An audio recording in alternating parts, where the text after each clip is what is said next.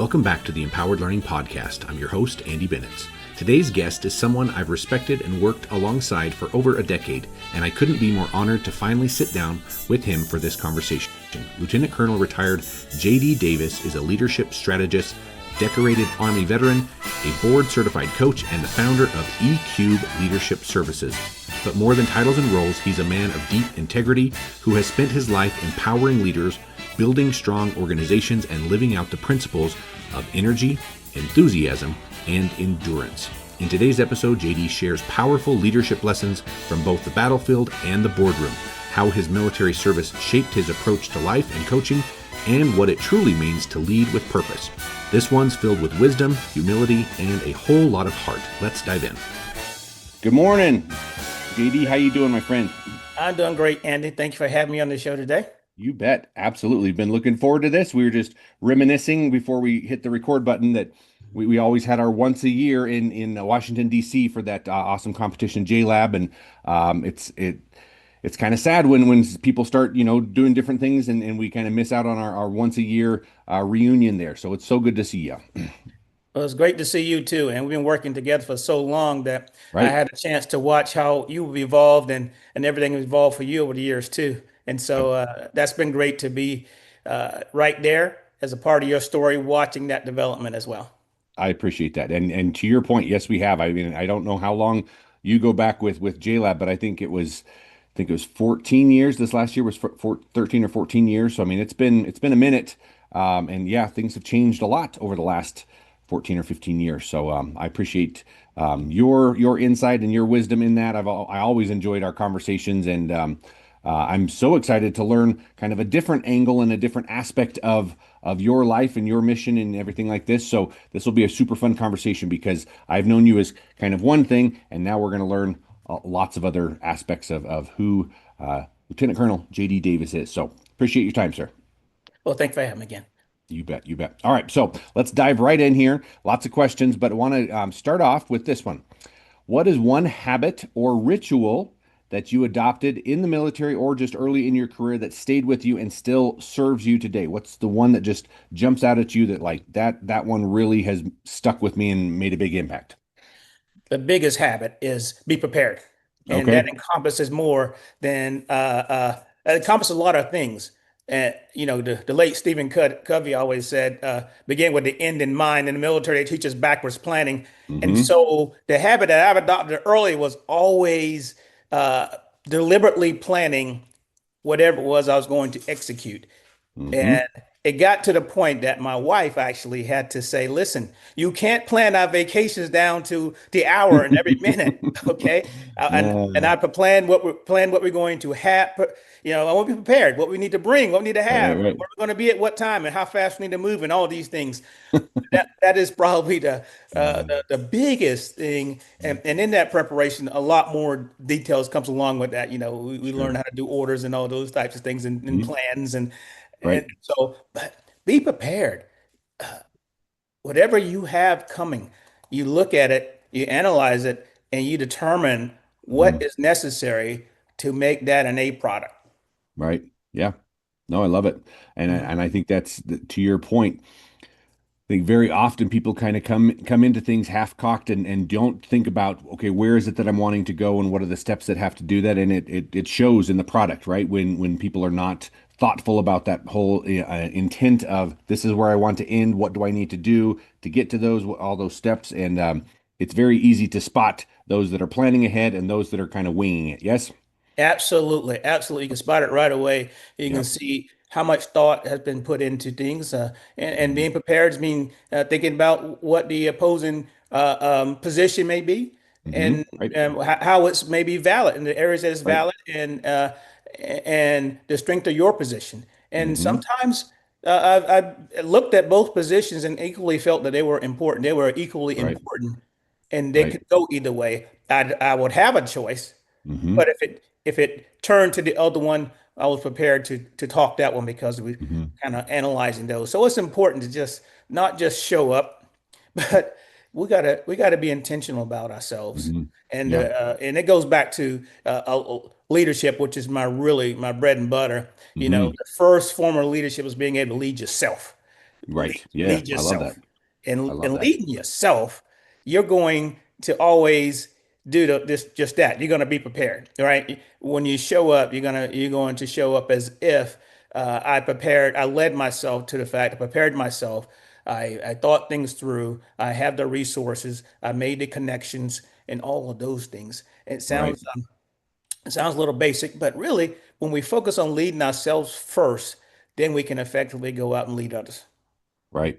No, I completely agree. And um, it's been so fun for me because I came from the education world and then into the JROTC world, which is still education, but definitely has a military flair to it and Mhm. the concepts and the precepts about that. But I love how all of the branches talk about the importance of followership before leadership, right? You have to know how to be a good follower to be able to lead others. You have to lead yourself before you can lead others. I think that you guys definitely have that dialed in as to the approach to go that because I think that there's so much toxic leadership in the corporate world that don't understand this, right? That it doesn't start with power, it starts with knowing who you are. How can I be the best version of myself so then I can influence and help those that are under me? Absolutely. Followership is the key, and Hmm. for good reason. Sometimes we don't Hmm. have time to debate course of action, what looks Hmm. better. And Sure. so when a leader knows his role is to focus on his part of that bigger plan, then Right. that plan can be successful. So fellowship is very important. Hmm. It boils down to most of the work that we do it with the team. If we Hmm. are a business owner, we generally have some folks who either working directly for us or we're consulting with that are part Hmm. of our team. And Right. and a team is going to work interchangeably, right? Now, Mm. interdependently, excuse me. Everybody's gonna have a role, and when Right. we can focus on that role, we can be very important. But what often happens too much in that whole, what makes fellowship challenging is they want to focus on my role and the other individual's role on the team. And Right. so we got to be in harmony. We're focusing on our working together and bringing that synergy to achieve whatever goals we establish. Hmm. Hmm. I love Mhm. it. I love it. I want to dive into the book here in a little bit, but there's some other leadership approaches that you talk about. The three E's. Does that sound familiar? Did I do my research correctly there? Is that something that you have Yeah. coined and like to talk on? Does that sound right? Oh yes. Oh yes. E cube. E cube is a principle that I've developed. E. Thank you, Andy. E Hmm. cube. When you think in mathematical terms, E cubed. There. So empower, engage, and execute. So those principles, again, very pragmatic way of leading. But when we focus on our role as leaders to empower others around us, and Hmm. goes much further than delegating, but it's coaching, it's Hmm. resourcing, Hmm. it's understanding what we're really asking to do and giving them the tools to do that and giving Right. that latitude and following up. And that communication is very important to empower. Hmm. It doesn't mean we let it go, but it means that we pass that ownership on to someone else and we partner with them in accomplishing that. And Hmm.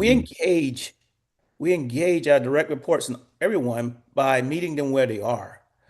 We Hmm. want to really know what's going on and happening. We get from behind our desk and we go see what's happening, and we engage and we learn who our direct reports are. We know their names, we know their families, we know all about them. We make connections with them, we build that social capital. We build a Hmm. social capital because one day we're going to ask them to do something that's hard. Yeah. We've done that already. Hmm. Hmm. And I found individuals are going to want to say, I want to work for you. I want to do this because of what Hmm. you've done for me. You engaged and execute is a big way of just saying, let's not just talk and plan things, but let's Hmm. take it a little further into action. We're going to do a risk analysis, obviously, to make sure that we have all the safety parameters into place. But once we've determined what our plan is going to Hmm. do, let's take this to the next level and execute this. And oftentimes it takes that leader to lead from the front, be that first person, Hmm. transformational in showing how we're going to move forward. And Hmm. as you know, retired Army, I was a paratrooper, and I never forget the days of being a paratrooper. And as paratrooper and jump masters, one of the things that we have to do is, of course, jump out of a perfect good airplane while in flight. But our jump master inspect the doors. They're the first ones in the door, right? Okay. But the number one jumper is always the commanders, the company commander, Mm, battalion commander, brigade commander, brigade commander. interesting. Excuse me. They are in the door Right.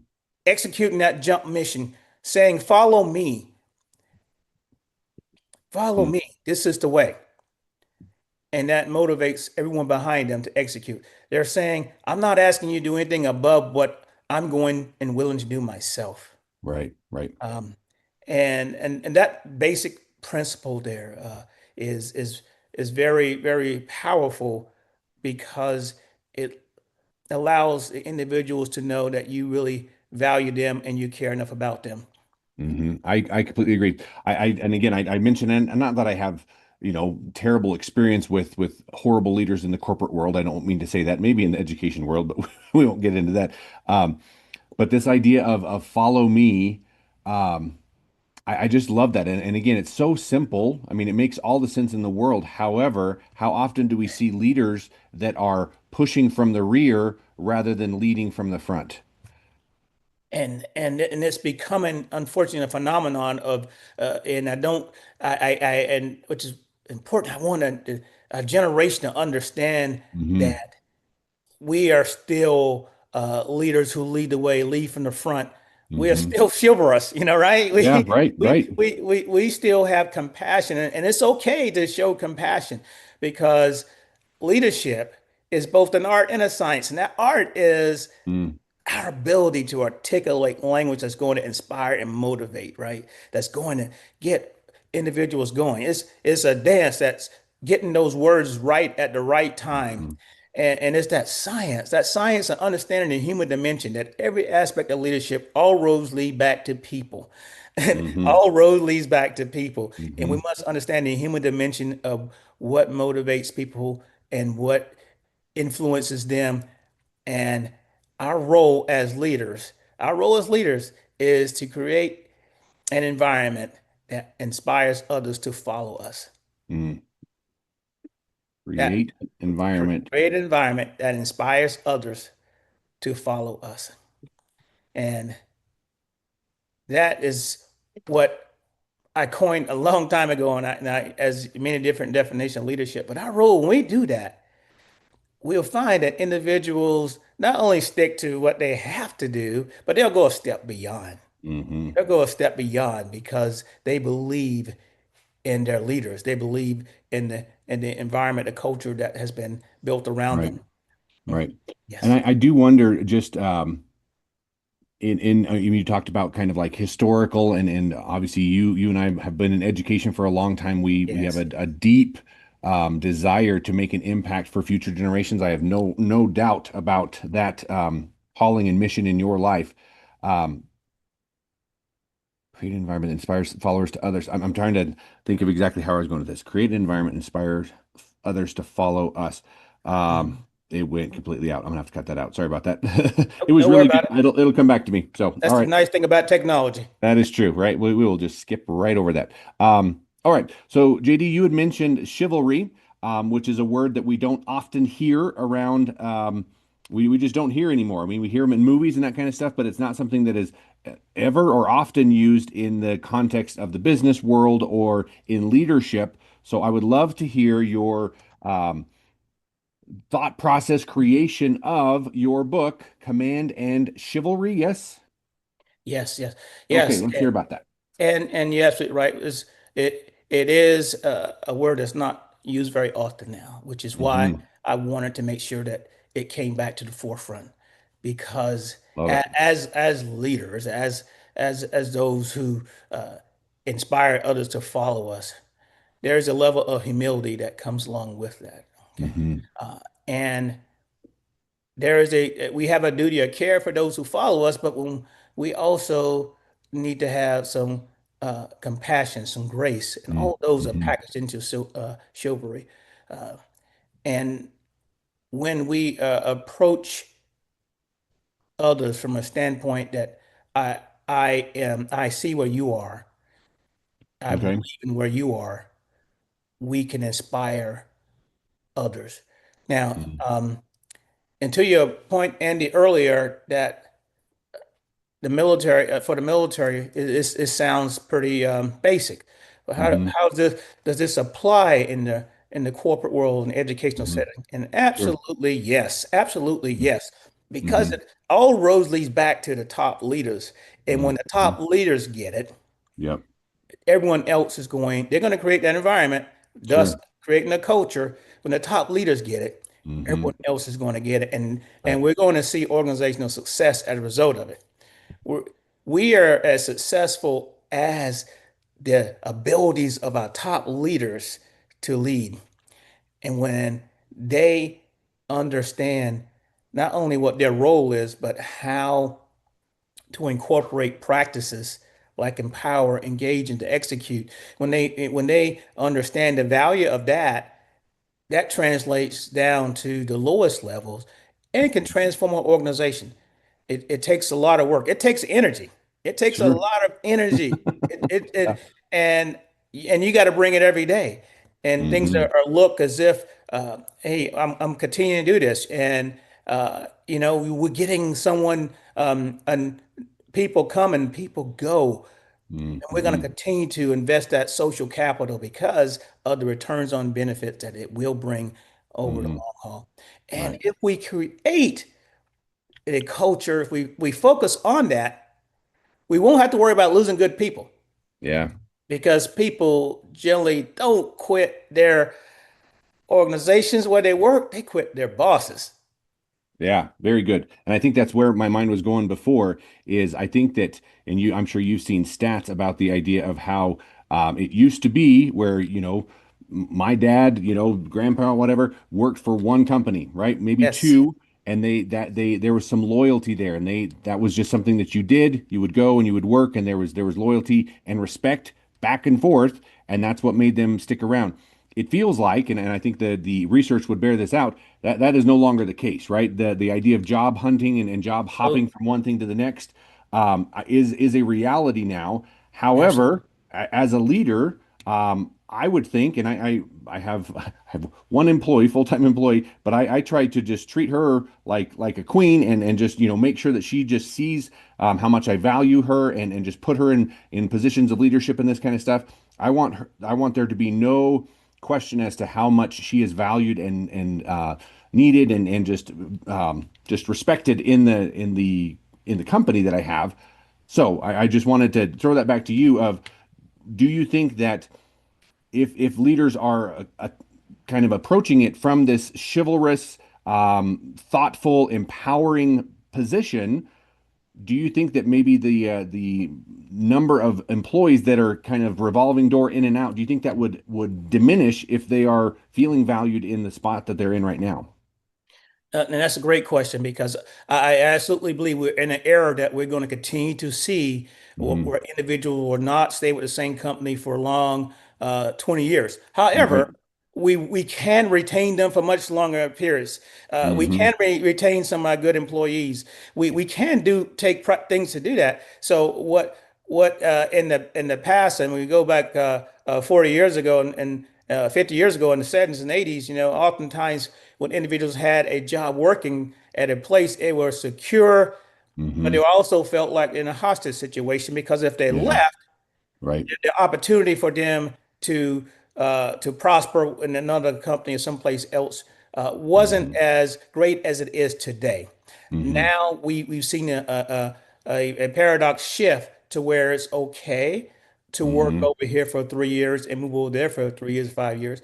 And Right. so what I've learned to do is focus on the individual that I am bringing in, and if they're a good fit for that role, and instead of focusing on thinking about if they're going to leave me, focusing Hmm. on if they're a good fit and creating an environment that they will say, I can't leave this. And Right. that's what leaders have to do. And that goes back to that empower. When they feel like, hey, I belong here. This is a part. I don't want to leave this because of all that I have. Hmm. There's opportunities, but I don't want to do that. And so Right. um, when we put that science of leadership into place and thinking about Hmm. what are our employees thinking about? What makes them want to be here, right? Hmm. We should be polling this all the time anyway, right? Right, right. If we let's do some exit interviews and what can we do to retain you? And oftentimes, folks want to retain individuals after it's too late because they've been offered another job. Hmm. They say, "Hey, we can offer you more," and and at that point, it's usually not because of the money, but it's because of they felt they were not valued. Hmm.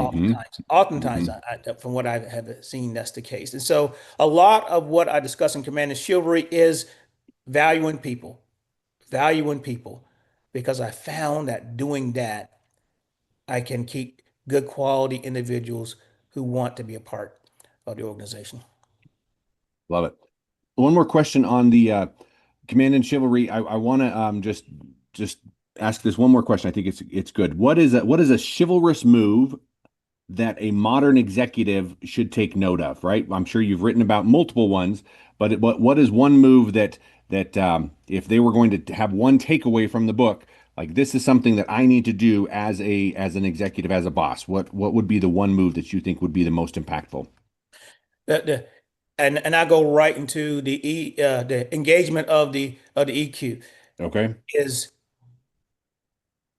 go to a recital of one of your employees' students, Okay. kids. Okay. Right. Attend a softball game of one of your employees' kids.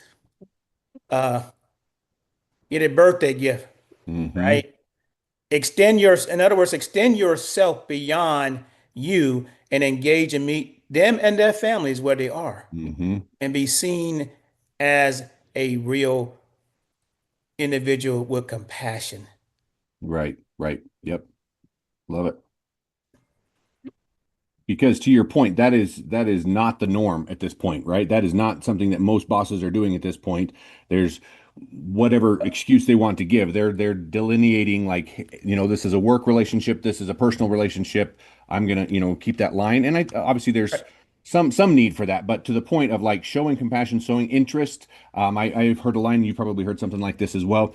Um, Focus on being interested rather than interesting, right? You don't have to stand up in front of your people and try to be the most interesting person in the world. If you're showing interest to them on a personal level outside of, those public settings right there, that's going to not demand, but definitely lead more towards this loyalty aspect of things. Absolutely, absolutely. And the other is to really listen, really Hmm. listen, listen empathetically. Okay, love that. And when listening empathetically, what we're doing is we are putting ourselves into feeling what they feel.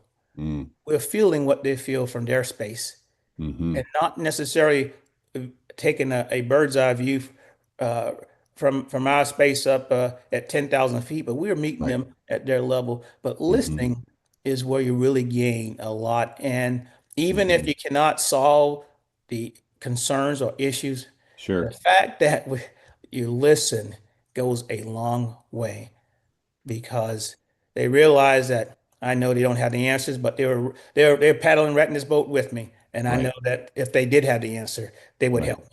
Yeah, I love it. I smile just because you and I've been married for a long time, Yes. and I think that there's some correlation there to our wives, right? It's like they don't, and I don't know about your wife, but my wife is like a lot of times it's not about giving a solution. It's just like just listen, just hear where I'm at, where I'm going with this. So, you know, us guys probably took a little bit longer than it should have to get that one through our thick skulls. So let's use that knowledge in a normal setting where sometimes it's not about the solutions. It's literally just about hearing where I'm at, be empathetic, offer solutions if they want it or if you have them, but just listening, that in and of itself can make all the difference in the world.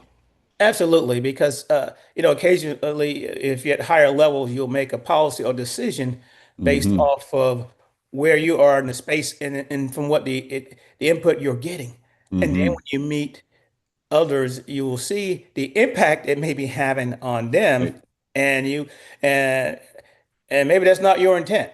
Hmm. Uh, or are you seeing things that are carried out, and you're saying, okay, I understand why individuals are not Right. staying with the company. Right. Oh, there are not enough. ways to move up. Okay, so we don't have enough leadership roles for folks to move up, but do we have enough incentives that we Mm, can put into place where individuals feel they're really valued for the work that they do?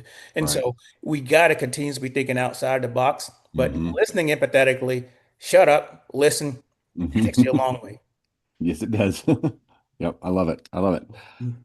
Well, I have three key questions that I always ask my guests, which Okay. does take a little bit of time. However, I have a bonus one, so I want to make sure that we leave plenty of time in our allotted time at this point to get to the bonus question because I think this is going to be a fun one for you and very enlightening for the listeners here. So let's go ahead and dive into our three key questions, but stay tuned because the bonus question I think is going to be really really good. Okay, so JD, obviously you've had many examples of incredible leaders through your career and through your life. Who is the leader that you most admire and try to emulate? That's a good question because throughout history that has changed. But Mm, I will mention that in 2003, I went into Afghanistan mm, as a major. My division commander was General Lloyd Austin. Uh, okay. and there were some characteristics, some traits about General Austin that I said, yeah, that guy has it together, right? Not only Mm-hmm, was he the commander of the Joint Task Force, but when I'm in the gym working out, he'll be in the gym working out. I mm-hmm, remember doing the Army 10 miler, and he was out there running that with us too. But not mm-hmm, just those physical things, his presence, mm-hmm, how he respected individuals, and mm-hmm, how he did not have to, he was not didn't raise a voice or anything of that nature. mm-hmm, How he, again, he was prepared, mm-hmm, very articulate and intelligent, mm-hmm, and all those things just packaged into a way that individuals who worked for him felt like they were value work for him. And so that was in 2003. And I want to fast forward to about 2010 when he became a four-star general, when he mm-hmm, closed down Iraq. And many of the leaders who served with him then were still on, were found their way to be on the staff in mm-hmm, Iraq a mm-hmm. couple of years later. And so, Yeah, that will probably be the person that I really admired the most. I love it. I love it. Those are very good examples of again, things that you try to emulate, right? And I can tell now that I've heard a little bit of your story of what you've wanted to do since retiring from the military and obviously in JRTC and in your leadership business, I can definitely see you carrying on that mantle. So good on you. Second question, what learning has most impacted you in the last year? I would imagine being in education as long as you and I have been, we are lifelong learners, right? There's you Yes. never arrive. You're always learning something new. What's something that really impacted you this last year? Well, for me, it's been going to additional coach training, and Okay. that's an ongoing process. Yep. And with that, the learning that uh, I had engaged in this year that was really impactful to me was helping individuals establish an affirmation and an affirmation Mm, story. okay. Very, very detailed and whereas in the past I like to promote affirmations Mm-hmm. where in the morning, in the day, you know who you are. Because Mm-hmm. one of the things that I tell others is that it's very important you know who you are, because if you Mm-hmm. don't, the world will tell you who you are. Mm, You got to wow. know who you are. So you look in the mirror and it tells you, it may be something as simple as you are beautiful, you are intelligent, all Mm-hmm. right, you are loved, you are smart, Mm-hmm. whatever that the world may be telling you just the opposite. So Yeah. know who you are, the affirmations. But I learned how to actually package that a little bit deeper, though, Mm. a little Okay. deeper into something that when we practice it and we learn it, we help individuals through it, Mm-hmm. it's something that can change the course of how they see themselves and how they see themselves in the world. And That's wonderful. that was very pretty much growing experience for me. Hmm. That sounds phenomenal. I may have to pick your brain on that. I'm kind of late to the affirmations game. I think it was one of those things that it was somewhat of a I don't know, touchy feely thing where people just, Right. kind of wrote it off of like, hey, if you're in therapy or whatever, you need affirmations. But I completely concur. I think everybody needs a good positive mindset of like, where are we at? Who am I? I mean, you said it perfectly. Know who you are. Otherwise, the world will tell you something very, very different. So, very, very good. I love that. Appreciate that. Like I said, I may pick your brain on that, to come up with Oh, a absolutely. personal affirmation for myself.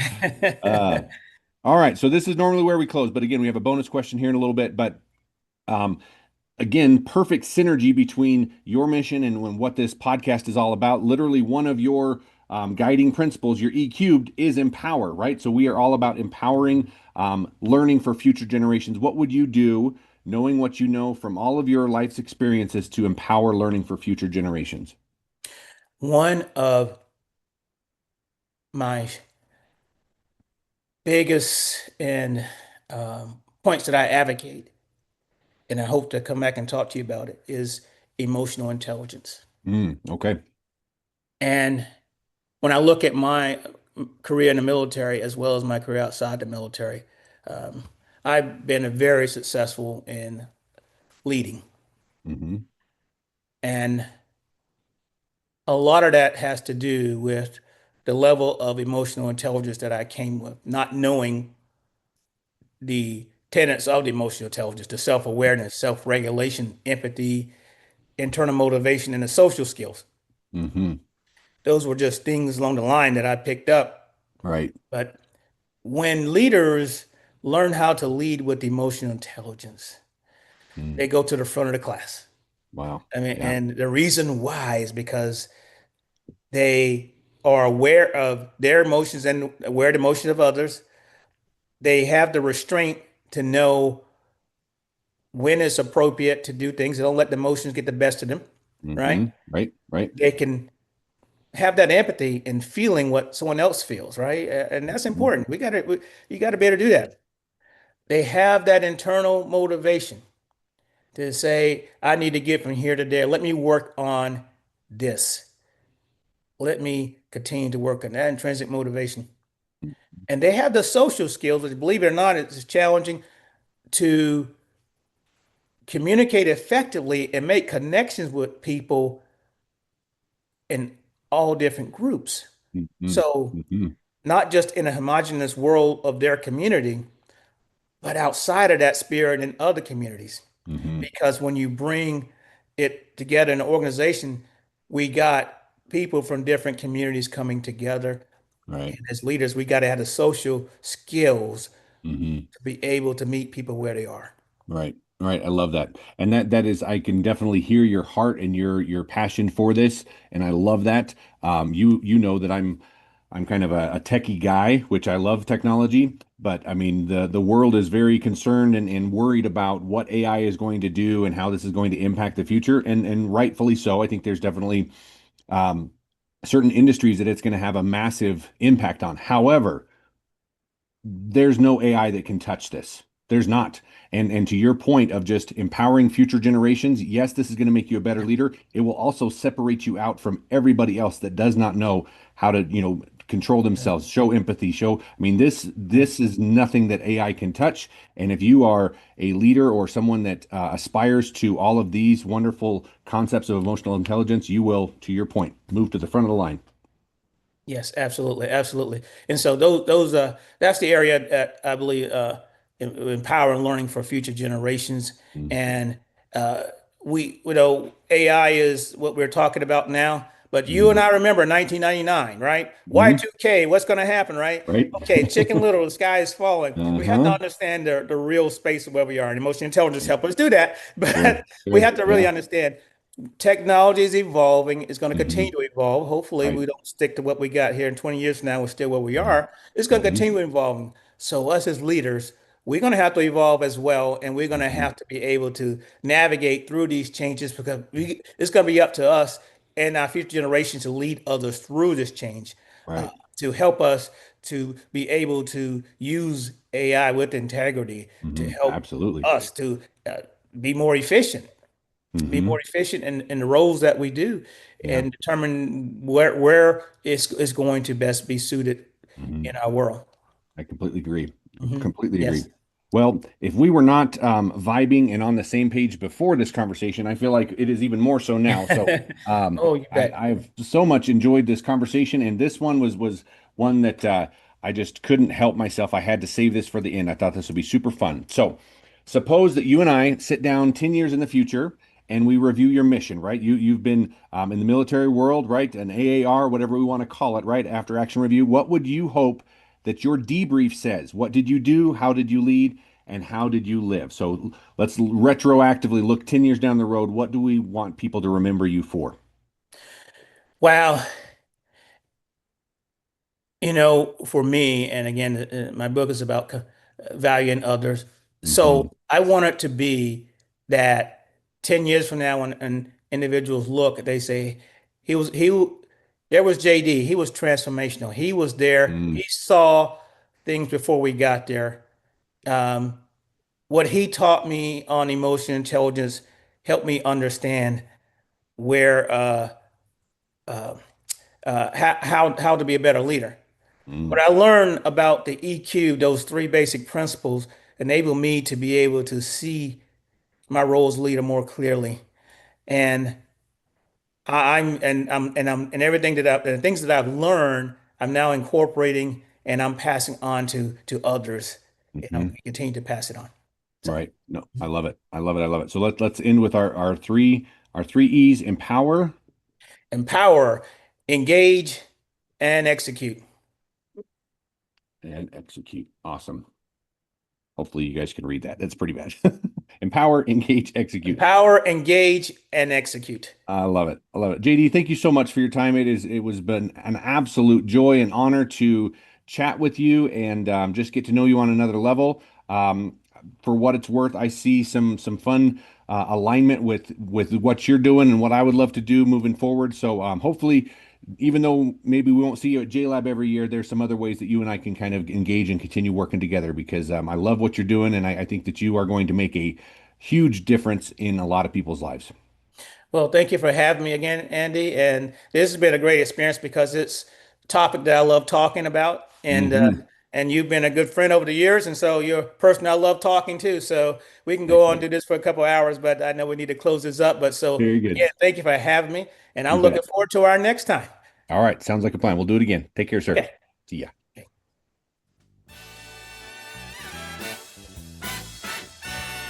What an incredible journey from the battlefield to the boardroom and everywhere in between. A huge thank you to JD for sharing not only his wisdom, but his heart.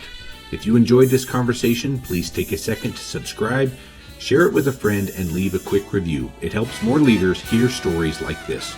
And remember, leadership isn't just about position, it's about presence. So keep showing up, keep growing, and stay empowered.